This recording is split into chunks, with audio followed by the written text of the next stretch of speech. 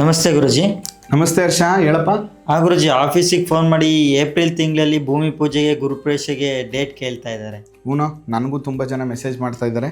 ನೋಡಿ, ವೈಶಾಖ ಮಾಸ ಅಂದರೆ ಏಪ್ರಿಲ್ 18ನೇ ತಾರೀಕಿಂದ ಮೇ 1ನೇ ತಾರೀಕುವರೆಗೂ ಮಾತ್ರ ಮುಹೂರ್ತ ಇರುವಂಥದ್ದು.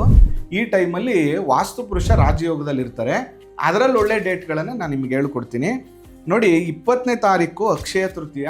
ಇದು 3:30 ಮುಹೂರ್ತ, ದೈವ ಮುಹೂರ್ತ. ಇವತ್ತಿನ ದಿನ ಕಾರ್ಯ ಮಾಡಲಿಕ್ಕೆ ಯಾರನ್ನೂ ಕೇಳೋ ಅವಶ್ಯಕತೆ ಇಲ್ಲ.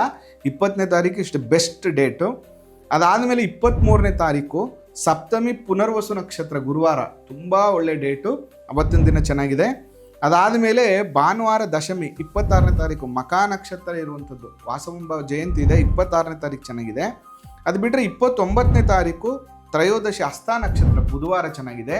ಈ ಡೇಟ್ಗಳಲ್ಲಿ ಮಾತ್ರ ನೀವು ಭೂಮಿ ಪೂಜೆ, ಗೃಹ ಪ್ರವೇಶ, ಕಟ್ಟಡ ಕೆಲಸವನ್ನು ಮಾಡಿದ್ರೆ ಅತ್ಯಂತ ಶುಭ ಫಲಗಳು ಪ್ರಾಪ್ತಿಯಾಗುತ್ತೆ.